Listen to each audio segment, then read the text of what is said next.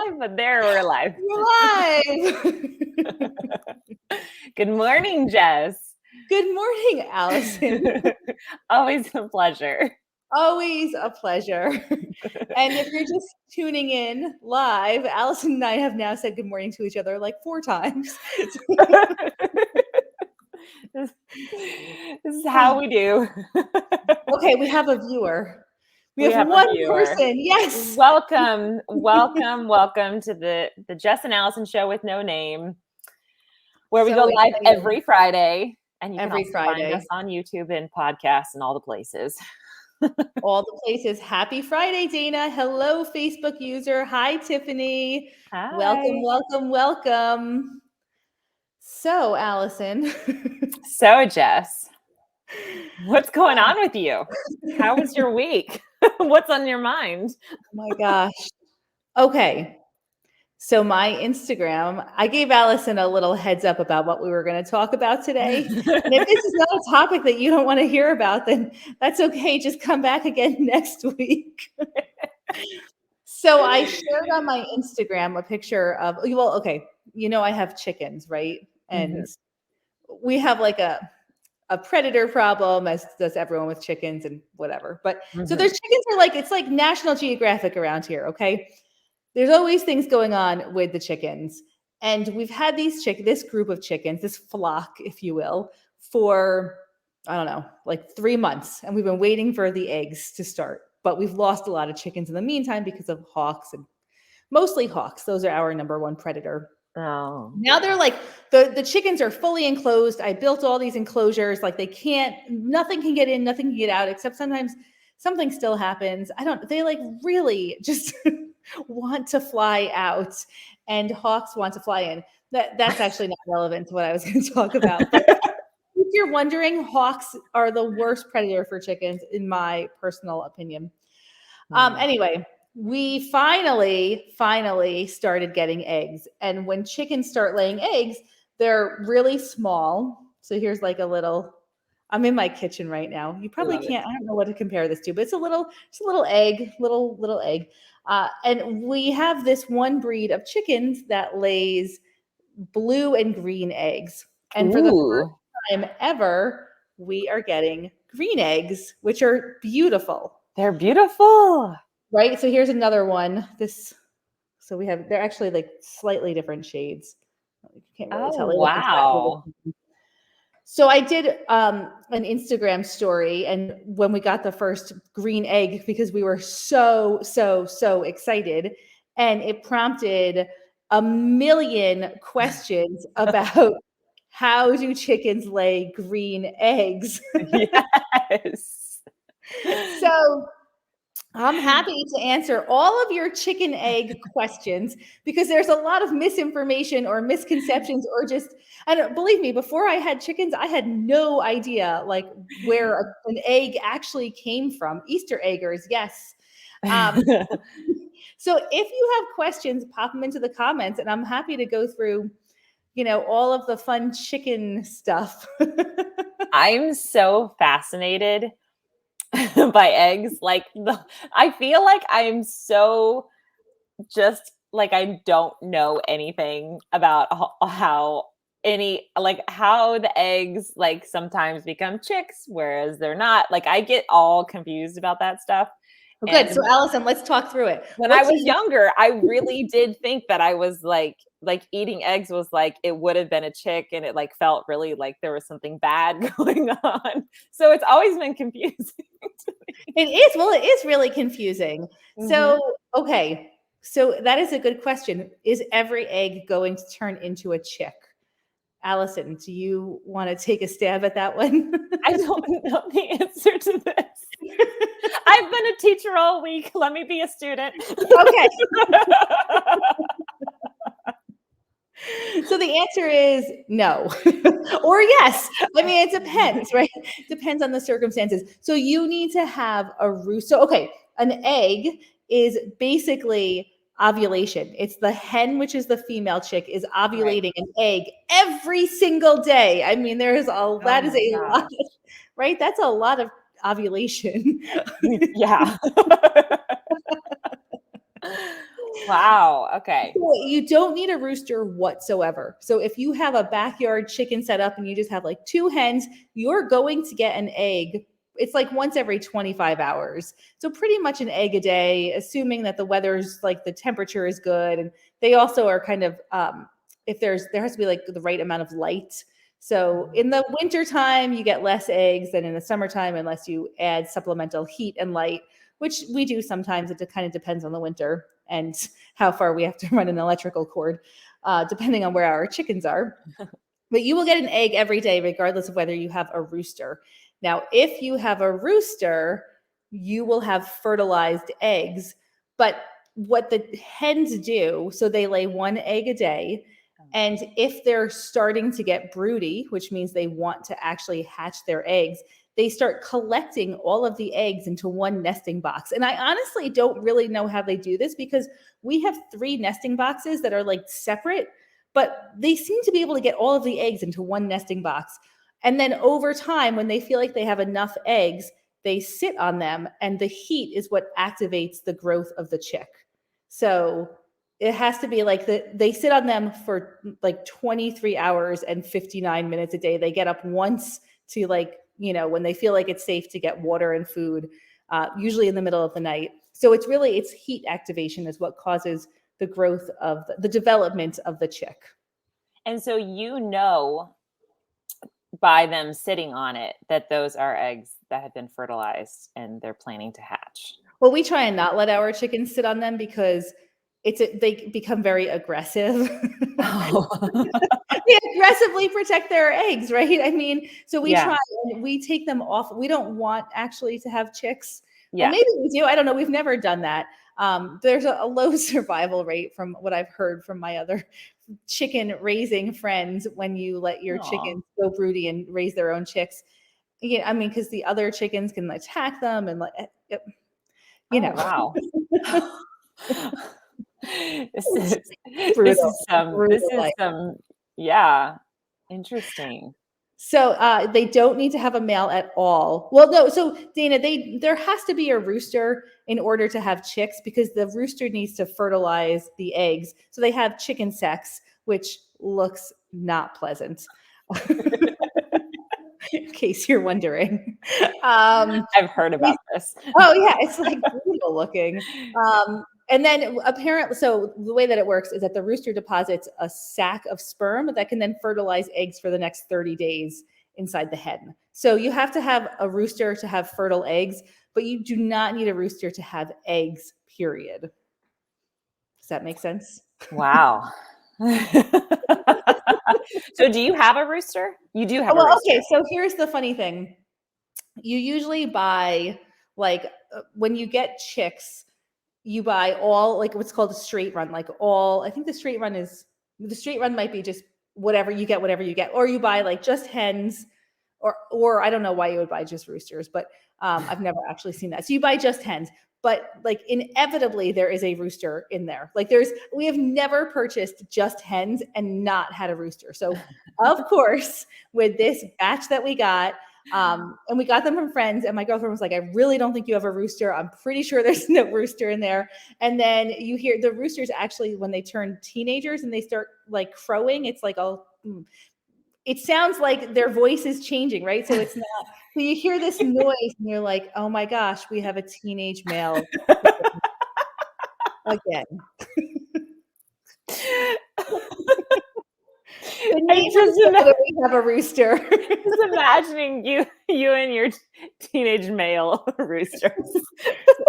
Oh gosh, that sounds like a teenage male chicken. So yes, we do have a rooster, because you just never don't have a rooster. And I actually love the sound of the crowing. I know not everyone does, but I enjoy it. I kind of enjoy it too. We actually have our chickens right now closer to our neighbor's house than to our house. So I'm not sure if they're enjoying it, but they haven't said anything. So I've never thought about like young roosters cracking though. I've never really thought of that before. Like pubescent, like. And Margie, I like to think that the rooster protects the hens, but maybe not all of them. As far as I can tell, whenever a predator comes, the rooster does nothing different from the rest of the hens. They all run around like crazy. They go the exact opposite direction that they need to go. Like they have a safe spot, right? They can go into their coop. Nothing really can get in there very easily. What do? They scatter. They go everywhere but into their safe spot. They just fly around like crazy, create all sorts of commotion, and somebody loses every time. So I feel like there's an illustration in there. Oh my gosh. And then they're impossible to catch. So my poor parents were here one day taking care of our chickens and dogs while we were out of town. And my dad was like, he doesn't have experience with chickens. And they were all out and he was trying to catch them. And as soon as you think you're going to get one, they just fly away. And apparently there was a fox sitting like right in the woods. And my dad was like lunging for the chicken. And at the same time, the fox like came out and got the chicken. And it was not a pleasant experience. Oh, he was right there. Yeah. Oh, that is so unpleasant to be right there in that scenario. So here's the other thing is that chickens lay all different color eggs, right? So yeah, so let's talk about that because that's so fascinating. Yeah. So does anyone have questions about the different color eggs? The inside of both the eggs, God, this is annoying because it's the opposite. The inside of both of the eggs looks exactly the same. The only thing that's different is the color of the shell. So just like our skin, right? Like we all are different, slightly different shades of skin tone. And this is like the same idea. There is like some correlation between the feather color of the chickens and the egg color, but it's not 100% across the board, right? So lighter, like white chickens tend to have white eggs, and then the black chickens have the green eggs. Brown chickens have brown eggs, but there are some exceptions to the rule. So, Heather, you have 25 chickens, so you know all about this. Yeah, and if you want to see really cool, like flocks of chickens. So I'm looking at Juliana's comment here. The heritage breeds and everything. There are Instagram accounts of farmers that have the most beautiful flocks, and they get like every color of the rainbow egg. Well, white, brown, green, and blue, and it's so cool to see. So a chicken flock. That is a lot of chickens. It is more than one. How does one herd a chicken flock? Well, you just so you can either free range them where they just are able to go anywhere, or you put them into a chicken run or like a chicken coop. Okay, I have a question about the free range stuff. Is that what you do? You do free range? No. We do okay. So free range is kind of like when you see the term free range, usually it's total BS, right? You can free range, but if you let your chickens free range all the time, they're just going to get, again, you have like a lot of predator pressure, right? So I've decided that when it comes to a chicken, it's happy short life or less happy longer life. So how long is their life? What's a short life? I mean, it depends on when the predators come, right? But okay, so a chicken could live for up to 20 years or maybe even 25 years. Oh, really? I've never heard of a chicken that old though, because they, number one, okay. This is going to be, if we're going to talk about chickens and factory farming, we can totally go there. We can do it. Again. We can do it. Okay, commercially, does anybody know how long chickens that we purchase at the store, how old they are? How long are they allowed to live for? So now keep in mind, a chicken could live for like 20 plus years, right? But Allison, how old do you think a chicken is that you buy at the store? I've never really considered that before. I don't know. It's pretty horrifying. They're like 8 weeks old. What? Yeah, they're fed like this. Which things at the store? Like if you buy a chicken, like a chicken breast or a whole chicken. Any chicken breast? Like chicken, yes. That seems big. They're that size at 8. Because what they do is they feed them this super high protein diet so that they they bulk up really, really quickly because they want their breast meat to develop as fast as possible. And actually they become so breast heavy that oftentimes they can't stand up after a certain number of weeks because they're on this super high protein diet. Oh my So God. then they are, and also if you want tender meat, you don't want your animals to move very much. So the more time they have to move around, the less tender the meat is. So chickens are slaughtered like very, very young commercially. Oh my gosh. Yep. It's I so didn't, crazy. It's so that is crazy. crazy. And then with the free range thing, so according to the USDA regulations, in order to be labeled free range on a carton of eggs, the chickens just need to have access to the outdoors. So typically that means that there's like this little door that's open and they can go outside if they want to, but most of them don't go outside because, well, first of all, there's like thousands of chickens in a commercial chicken facility. And by the time they're old enough to like, well, I guess if they're egg layers, they keep them for longer, but they don't really go outside. It's just that they have access to the outdoors. So the access could be like a 4-inch hole. I'm sorry, Dana.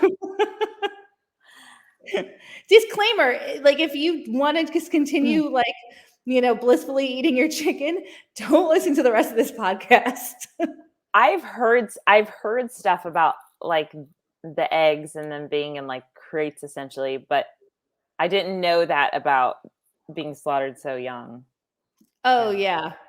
And then the other disturbing thing about eggs that you buy at the grocery store, and don't quote me on this one because I haven't looked at the most recent, this is like maybe a decade old when I found this out, is that eggs can be kept in warehouses for like up to 11 months. So like they could be really, really old by the time you purchase them. But here's the thing, if you like let's talk about the good news about Yeah, let's do that.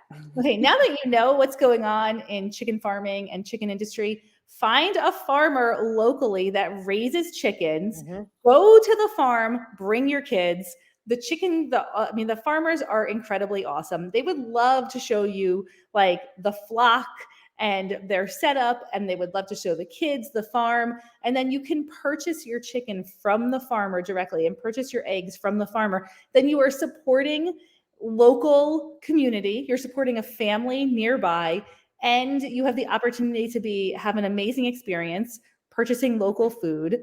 And it's much higher quality because oftentimes they actually are pastured. So they're out, frolicking around. They taste totally different.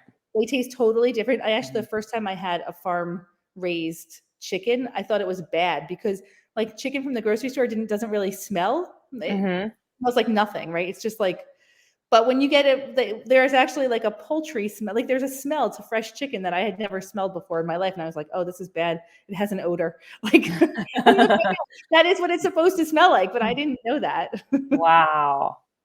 Yep. That's cool. I've thought about chickens, like thinking about doing chickens, but I'm just like one thing at a time. One thing at a time. I mean, like I'm pretty pro raising chickens. I think obviously, I mean, we do it. The hardest part is losing chickens to predators, but yeah, in terms of like easiness, they're very, very easy until they die and you have to do something with that. But I mean, because you have like an automatic feeder, an automatic waterer, they don't require a lot of attention. And so they're pretty low maintenance. They're very cool. Yes. And you get much oranger yolks, which is good. Oh too. yeah, totally. What's your setup? Do you have like a gated area then for them? Like how do you protect from the predators? Okay, so right now, we have a coop, right? And they're actually I have them in my garden. I have a huge garden that has fencing all around it, 7-foot high fencing around it. And in my garden, I have trellises that are like U-shaped, right? So it's like a walkway of trellises because when I garden, which wasn't this summer, but every other summer, I do a lot of vertical gardening. So I grow things up as much as I possibly can instead of letting it sprawl on the ground. So and those tunnels are long that I have the trellises over. Probably, I don't know, they're like, 60 feet long. I mean, they're very long. So the chickens can get through the mesh wire. So I actually got bird netting and put it over all of my trellises. So I gave them the super, super long run. So now they can That's so cool. That Yeah. sounds beautiful too. I want to see your garden. Well, one day, Allison, we'll go live from the garden. One of these days. But now the chickens are fertilizing the ground also because they have very high nitrogen content in their poop. So it's good fertilizer. Once it composts over the winter, I'll have great fertile soil. So it's like a nice loop. That's so cool. Yeah, Juliana, mine are cattle panels also. So there's like, we use cattle panels for our arches. Where is a chicken farmer in Nassau County? Amy, there's gotta be one. I mean, I know it feels like Long Island is all houses, but there's definitely some farms somewhere there. I think we'll have to Google this. Yeah, and Juliana, I know you can't have them in Albany, which I think is ridiculous. Wait, there's places that you can't have them? Yeah, there's some like towns regulate chickens. Like you just can't have backyard chickens, which is absurd. Okay. I mean, I can understand not having a rooster, but there is absolutely no reason why you shouldn't be able to raise your own chickens in your backyard. They're not messy. I mean, they poop, but like so do dogs and cats and all of the other animals out there. And they're not that noisy. They're no noisier than your neighbor's barking dog. It's absurd that you can't have chickens. That is crazy. You want to know my feelings on it? Please tell us. You could have up to 3 in Baltimore City. Yeah, and you can't have any in Albany. The thing is, like the way that we do the chickens is we move them around to fresh grass all the time, right? So they'll be in this like run until they've eaten all of the grass, and then we'll move them to a new fresh spot. So even though they're not free ranging, they're having access to fresh grass all the time. Like every couple of weeks we move them. And there's no reason why you can't do that in your backyard. I mean, most of the backyard chicken setups are set up like that they like, you move them around. So that's cool. I kind of want to get chickens now. You totally should start Instagramming these chicken accounts. I'm telling you. Somebody recommended one up here. I lost it now. But Happy Chicken Coop site on Instagram. My friend manages so go find Happy Chicken Coop site on Instagram and follow them. Give them a like. I will do that. So that's what's going on. We have green eggs. We're super excited. Now, nobody wants to eat them because they're so pretty. Right? Right. They are so pretty. They're so pretty. I know. So cool. Yeah. Well, that's exciting. Allison, what's going on in your world? Oh, let's see. Well, I'm learning that I have a lot to learn. As this is the story of my life. Yeah, so as many of you know, I'm a life coach, a mindset coach, feelings coach, all of the above. And so I feel like when it comes to adults, I can like totally like spot like what's going on. How do we shift this? How do we evolve this? And then there's kids. And it's a little different because they don't have the full access to the fully formed brain and the desire to take any of that personal responsibility. So this is what I knew was going to happen too. I was like, I'm going to start homeschooling, and this is going to be like my fast track to my own personal growth. And I knew this was part of it. I knew it. So like this week I was like, yep, here it is. so I'm like, okay, I have wonderful, my kids are honestly, they're like super, super cool kids. They're just, they're kids and they have opinions. They have opinions and they have things they like and things they don't like. And sometimes I try to get into this, like talking to them like adult thing, which I think is good. And I do recommend, but also they're like, that's stupid. And I'm not doing that. so it doesn't totally translate the same way. So in particular, I have I have this one subject that's language arts and writing that I've got this curriculum for, and I am excited about it because I think it's really great because it's got this like DVD that they watch, and the teacher is like I think the way that they're working through the information is pretty interesting and cool, how they're combining all the things, and it's not just super dry and bland. And also the teacher is like kind of silly and kind of goofy, so there's like some jokes. My daughter is not a fan. She's not a fan. And so she's just like so like as soon as it comes on, it's like ugh, ugh. It's like all the like all of the reactions and all the drama. And so I part of what I've realized for me is I need to just kind of this is one of the things that I can like let run and I can go do something else. But I feel a little bit like I'm supposed to be involved because I want to make sure she's following it and comprehending it, because that was some of the reason I'm doing school one-on-one school with her, is because she does better with one-on-one, just understanding instructions and stuff. But she's not wanting that from me. So I'm kind of like, okay, where's the line here of where like I want to like make sure you're able to listen, like understand what's happening and get the information you need. And also you don't want me anywhere around. So, and also you're annoyed at this teacher and I'm not buying a whole new curriculum. So I'm like, this is like the state that I'm in currently, and it's all fine. And it's like, it's not a problem. It's just like, yeah, here's my places of growth. And here's my places of growth in teaching, teaching concepts in a, when it's not somebody who's coming to me to learn the concepts. So like, how do I do this covertly? That's kind of where I'm at right now. I think that basically is what every teacher is trying to figure out all year long. Bless the teachers.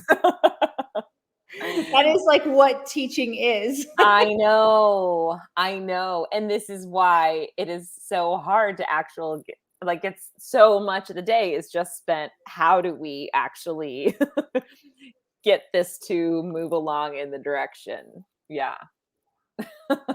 I mean, the thing is, no one likes 100% of the people who teach them things, right? I So know. if you're in school and you have 8 teachers, you probably like, well, it depends on which daughter of mine you are, but probably like 2/3. Okay. Mm-hmm. There's always that 1/3 that you just don't jive with. Right. So, and I mean, that's like an important skill also to learn how to not jive with somebody. Right. And still move forward in life. Right. Right. So I have like all the different things that kind of go through my head, because I'm like, on one hand, like I really don't think it works to just be like force and like fear-based and like do this or else, or like, I don't know. So, but on the other hand, there has to be like some firmness and some structure, right? Like, this is what we're doing. Just like with dinner time, I'm not just going to make a different meal for every person. This is what we're doing. I'm sorry, this is what it is. You're not allergic to it. You're not going to starve. Like, right. You're allowed to have your feelings. We're still doing it. But I did actually find out after I tried to have some more conversation with her, which was good. And I did need to do that. I needed to find out more, like, okay, like, what exactly is it that's bothering you or upsetting you? Like, can we figure out if it's something we can do something about, or just something that we have to learn how to deal with? I'm not sure. So then I got some more of that. It was about the teacher is like annoying, and I feel like a first grader. she's a sixth grader. So she's like, it's not to my level. But it's just the way that it's been. It's true that she already knows a lot of the stuff. Like, a lot of it is review right now because of the way that this program is starting the information. Like, very soon it's going to be moving into new information, which is a lot at the beginning of the school year anyway. Well, is reviews. The beginning of the school year is review, yeah. Right? Because and also review is important. Right. Right. Yeah. And it's all like, I totally understand her feelings, and I totally understand all of it. But what I found out was I wasn't giving them enough breaks.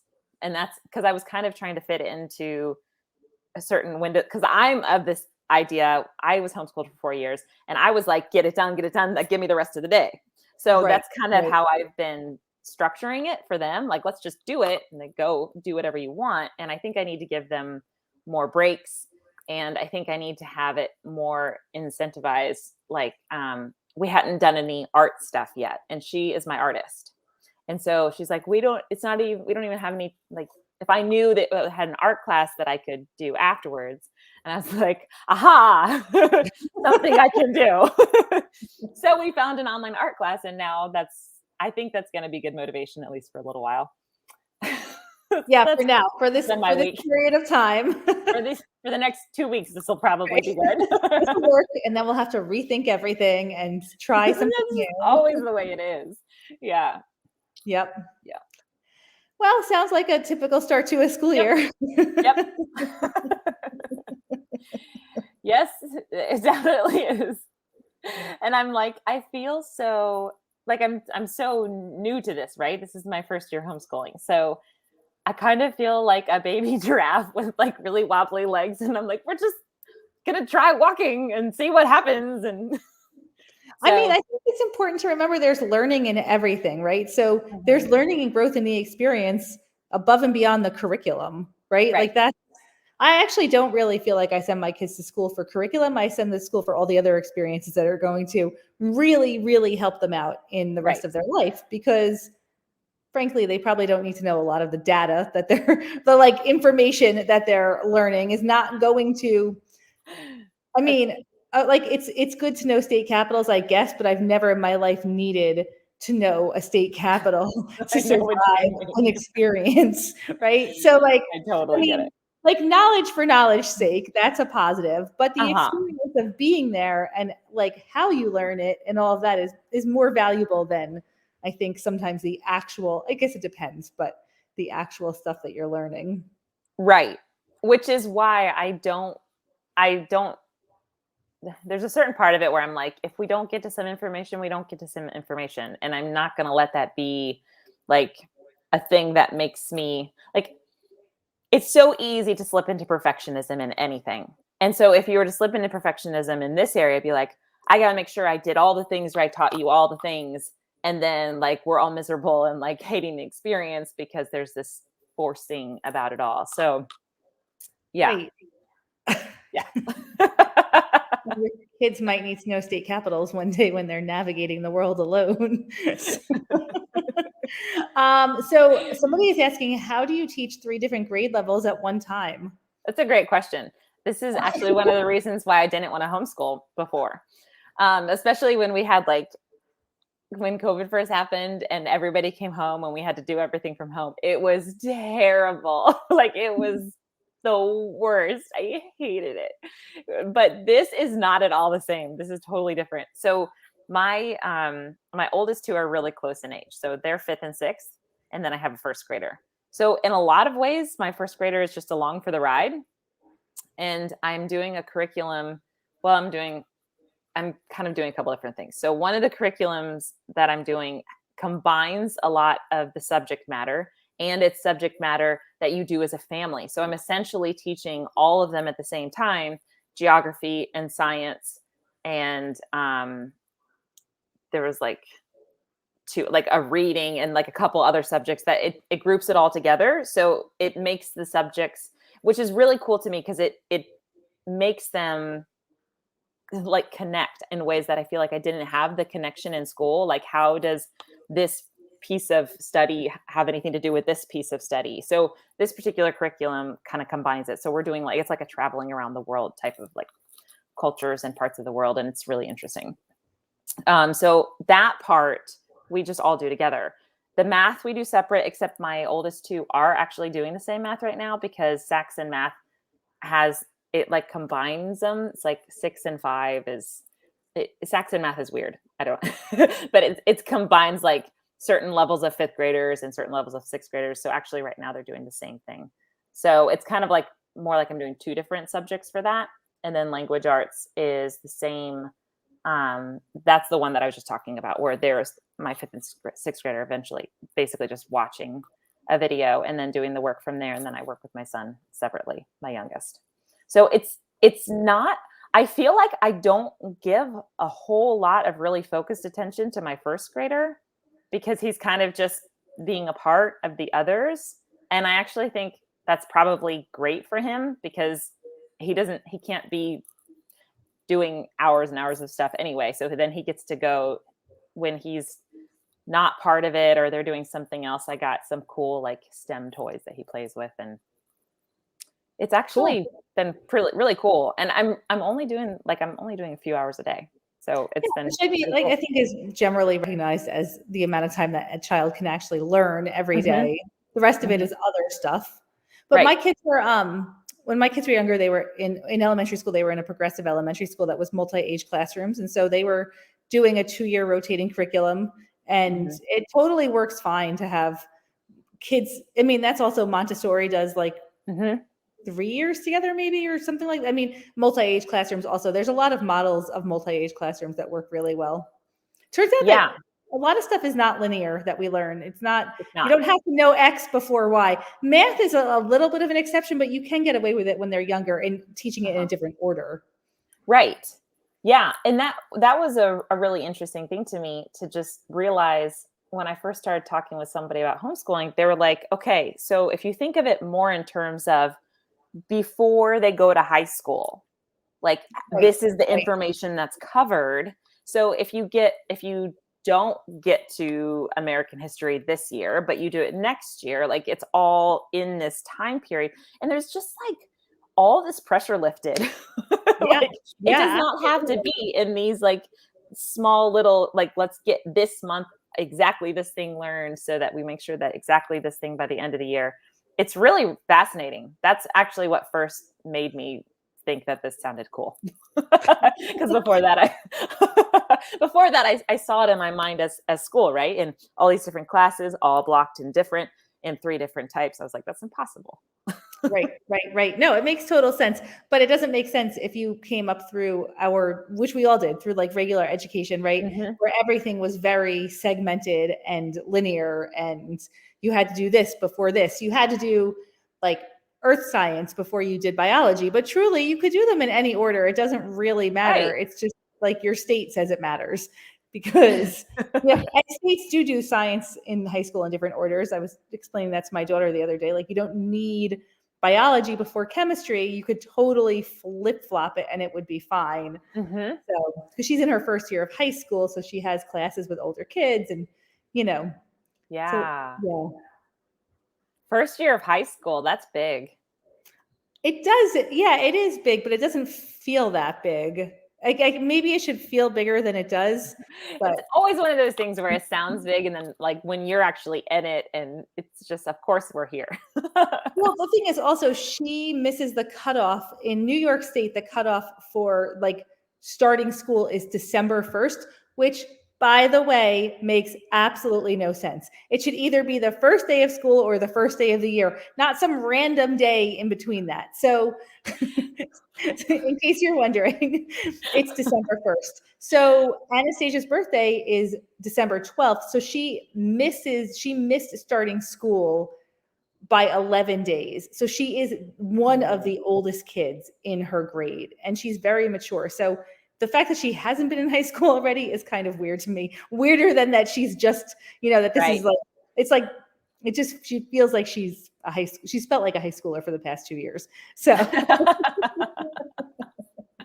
yeah, That's see, awesome. January 1st in Hawaii, and then somebody else is saying ours is September 15th. Those are dates that make sense for Yeah. cutoffs, right? December 1st makes no sense. It is an odd day.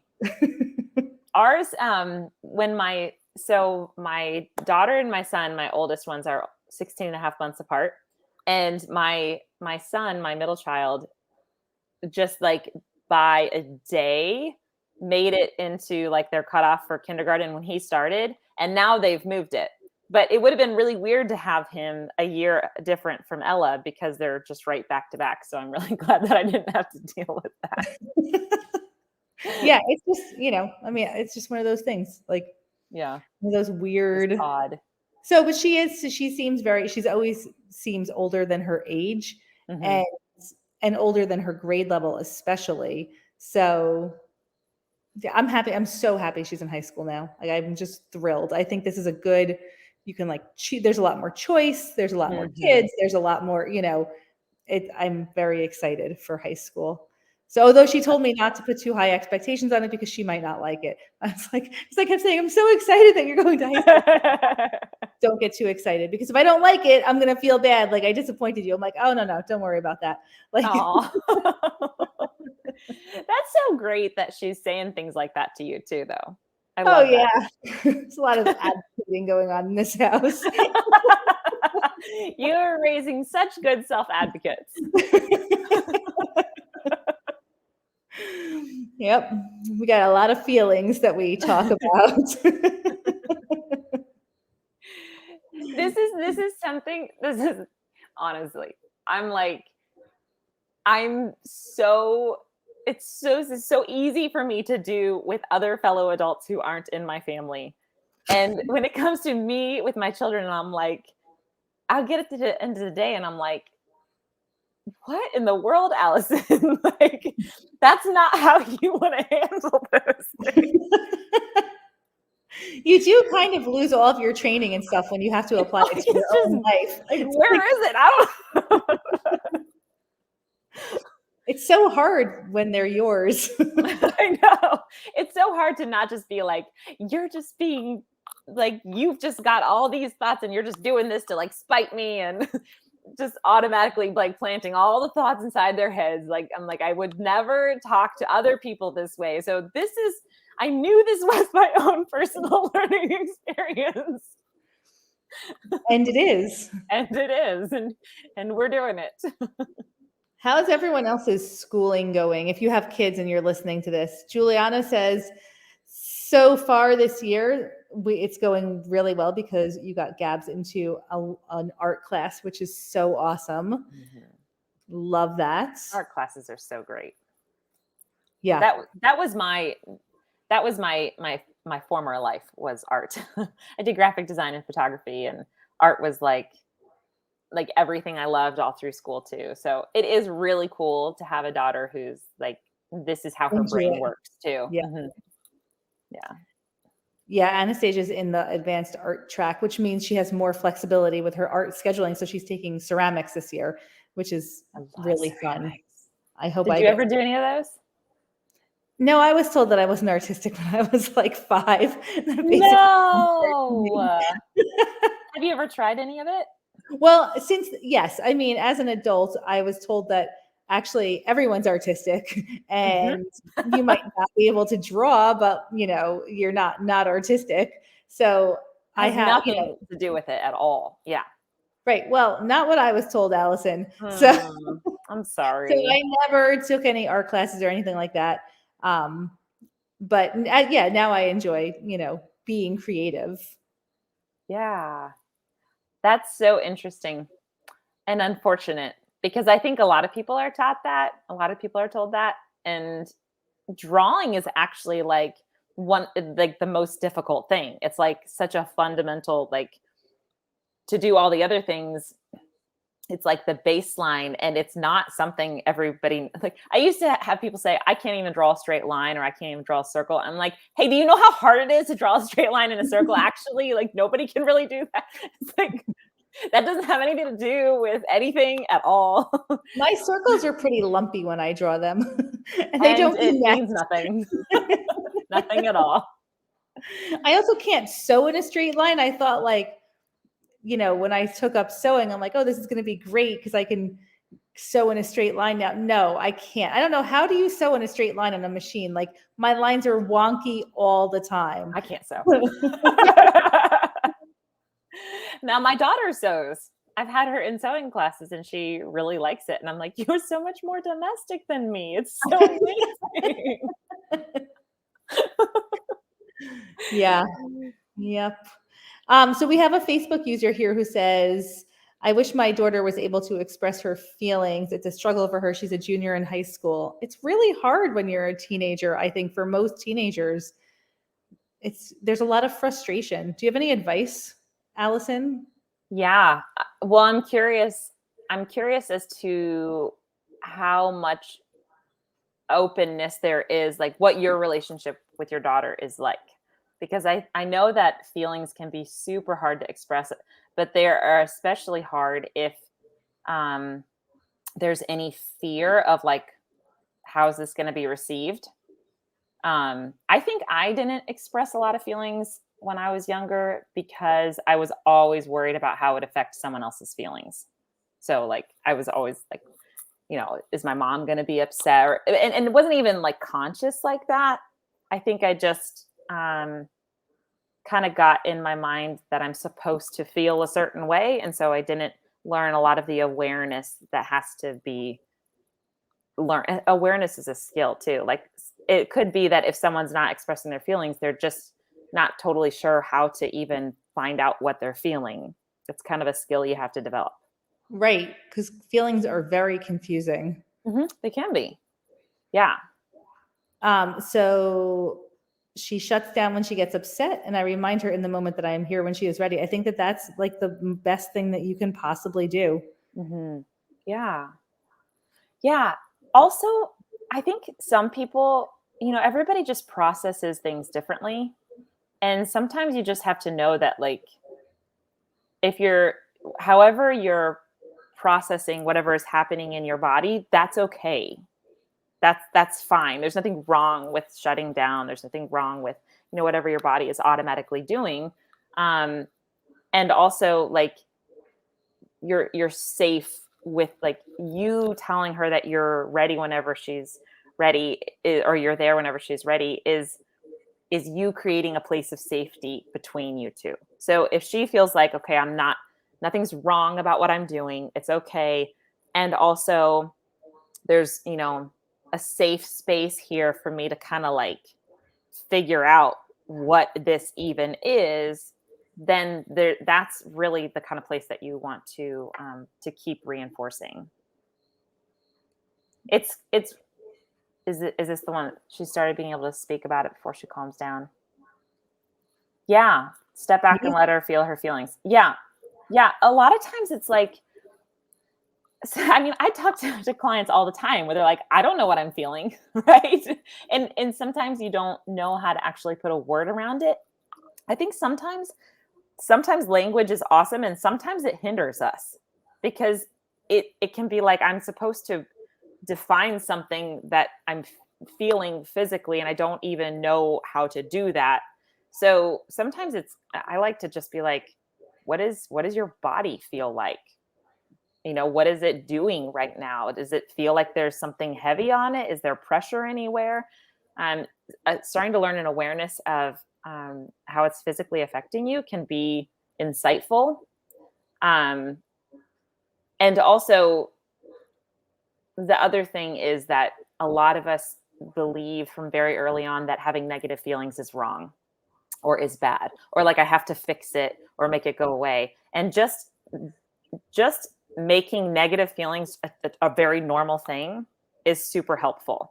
Like all of life, we have 50% wonderful things, feelings, good, positive, happy, we love it, and 50% of just total garbage, trash heap, and we hate it. And doesn't mean you've done anything wrong. It doesn't mean there's anything bad. It just means that there are negative feelings and they're all here and they're all allowed.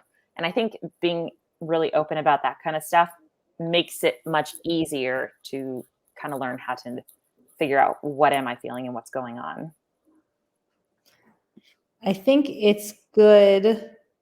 Okay, so she has started being able to speak about it after she calms down. I just have to step back and let her feel her feelings until she is able to talk about it. It's all that you can do. That's awesome that you can step back. That's really hard for me to step back. My younger one, she gets very emotional and she needs a lot of space to process that emotion. And I'm like, let's process it right now. Let's just do this. Let's get it over with. And that's the worst reaction. I've really had to work hard to step back because that's what she needs, is that space. So that's awesome that you can step back, really. Yeah. And we've talked before. You said a story one time about a teacher who, when a little kid was upset, like really, really upset, and she just went and just held him and hugged him. I have started to look for this in my own life with my kids, like when am I like seeing this and like wanting them to express it so I can understand it and fix it? And what I really need to do is just hug them. This has been a very frequent thing, actually. So if you're saying all she can do when she gets upset is nod her head for yes or no, you know, maybe no information needs to be figured out at all. Just the information that she's upset and you're there for her is the only thing that needs to be communicated. Like we really, especially as moms, we really want to fix. Right. And this is a good question. Do you want me to Mhm. listen or do you want me to solve? Right. And Right. like 99% of the time, the answer is I just want you to listen. Yeah. Don't try and solve anything at all, because then you're making me feel like I'm making a bad choice, or you are like, I Yeah. just need you to listen. Yeah.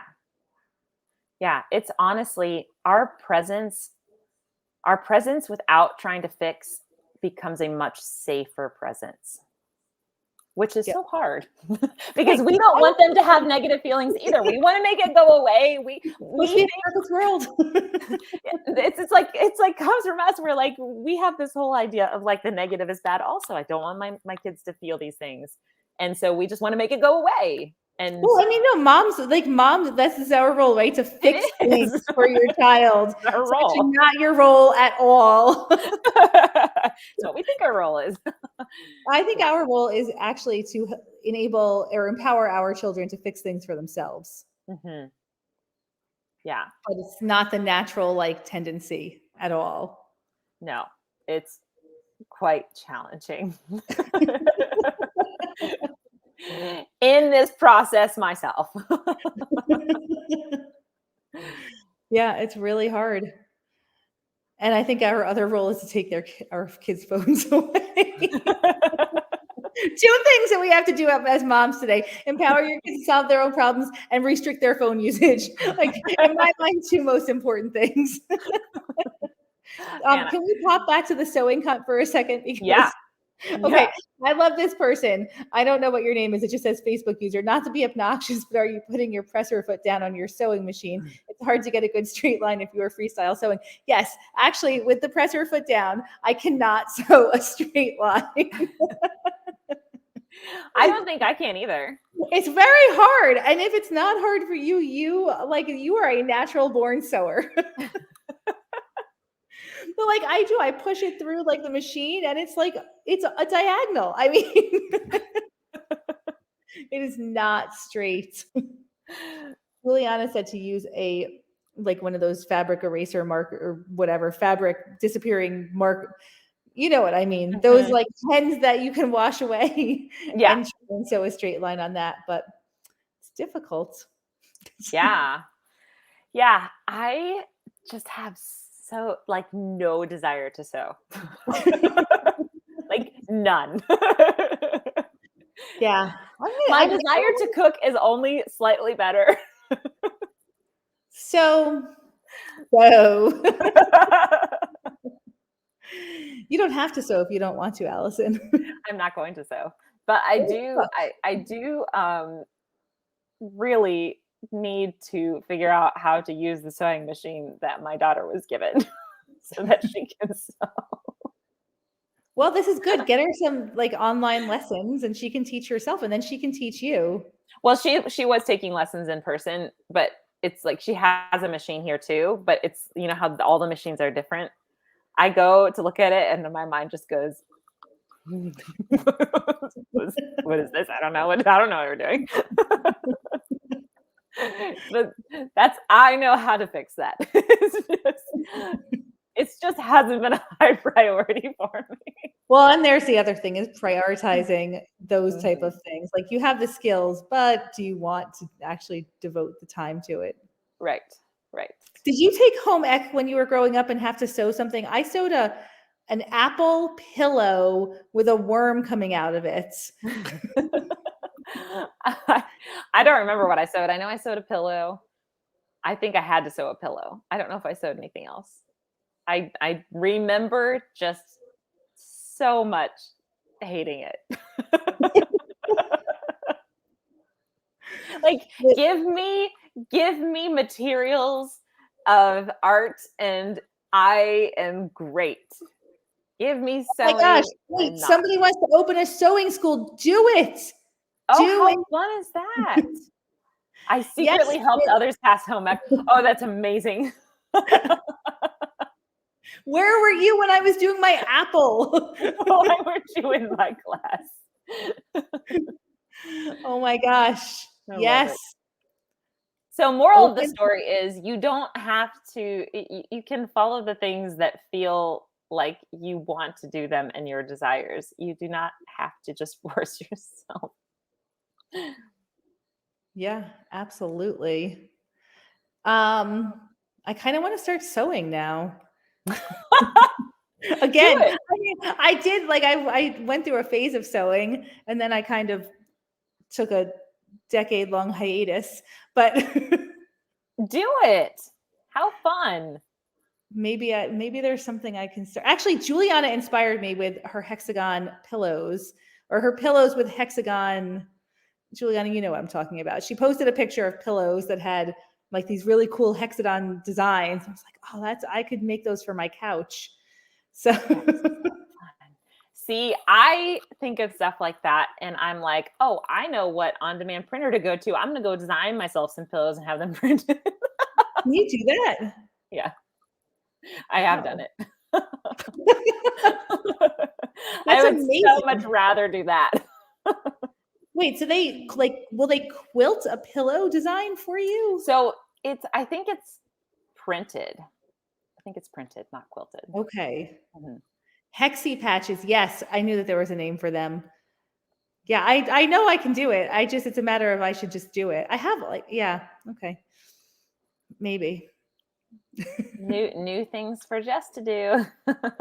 Yes, because I have nothing. I have like a lot of downtime and free time. I have a lot of time where I'm like, gee, I just wish I had a hobby that I could fill this time with. So I hear you. Oh, wait, who every is the person who wants to open a sewing school? I can't see your name. I want you to open a sewing school so I can be your student. Does that encourage you to go do it? can you How can I think help of you? it? Oh, so fun. Yeah, that's great. Jess will help you start your business. Okay, hold on. And then Keely said, I sewed a pair of shorts but stitched the pockets shut. Sounds like something I would do. It's awesome. It's like a practical joke, actually. Right. You just have to say you did it intentionally. Ha ha. Put your hands in the Yeah. pockets. I have pants from the store like that are constantly like, oh my gosh, there's no pockets there. It's just pretend. The fake pocket. I don't like the fake pocket. I Don't need a like them either. pocket, people. Yes. Yes. Only Pockets are the pockets. best. Pockets in dresses, pockets in leggings. Come on. Why do men get pockets and women do not get pockets? This is so wrong. We need pockets everywhere. Every human needs a pocket. Do you know, I feel like this is a common thing. Any girl who has like a sundress and with pockets in it, that's the first thing you're gonna tell somebody. I Look at this know dress, because and we're I so have pockets.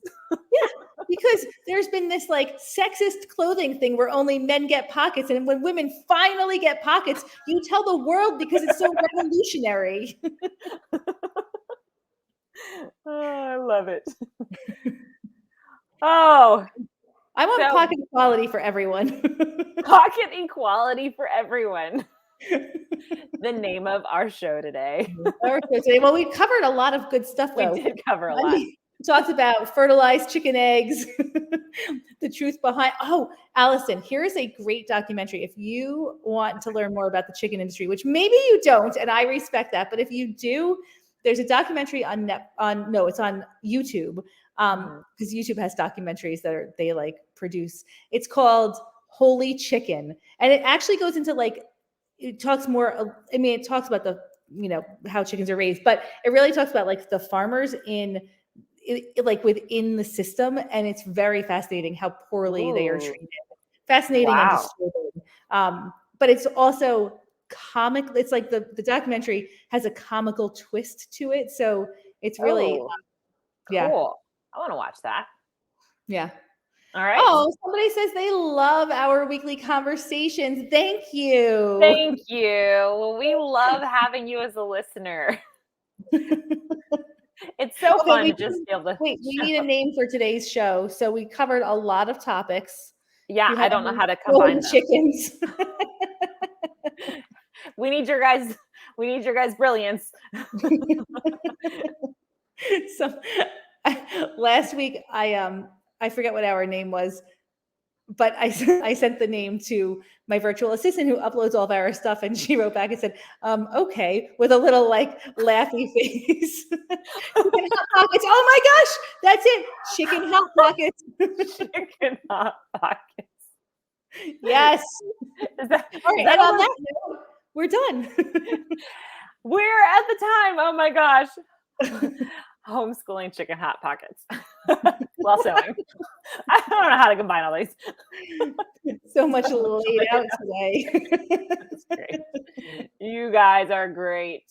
You guys are amazing. We should run a contest every week for the best title, and we should give the winner something.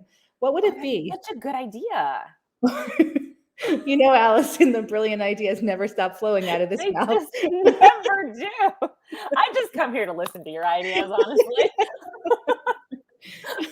What random thing is Jess going to talk about now? Oh, so I said to Allison right before our show, I was like, chicken sex is the topic today. She's like, okay.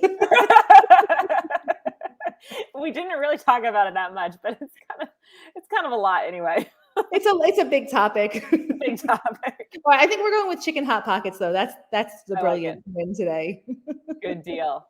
We'll homeschooling chicken hot pockets. We'll have to think about what we can give. Yeah. Well, okay. You guys in the comments. What would you like? What would you like if you win? If you win the title contest, the subtitle contest of the show every day, what would be a good prize? Yeah. Let us know. We'll see if we can accommodate. Yes. The only thing is I don't know who you are because it only says Facebook user. But yes, you can be grandfathered in. A pair of that's a good idea. That I'm wearing today. Those are so cute. I love it. And Keely, your order has been on her desk ready to ship for like a whole week. And I gently said, if you run a business where you are shipping products, you need to have a schedule and a routine and a strategy for actually shipping them. Sell us a pillow. Sew you a pillow. Okay, that probably is not going to happen. But Keely, they came out great. So just, they're coming. Keep your suggestions, and we'll check back in the comments. Yeah, it could be something different every day, every week. Yeah. All right. Cool. We can start giving our clutter away as prizes. It's a new strategy of decluttering. Discount on coaching sessions. We could do that. Oh, yeah. Okay. Yeah. Okay. Art project kit. Yeah. All right. Cool. All right. Allison, you're amazing. Have an amazing weekend with your amazing children. And you as well. And everyone who's watching us, you're amazing. Have an amazing weekend. Yes. We love you all. Our clutter.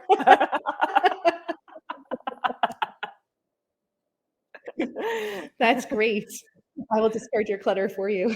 There's a way to show your name. There's something you have to click on. I actually never see this on Facebook, so somebody will tell you how to do it.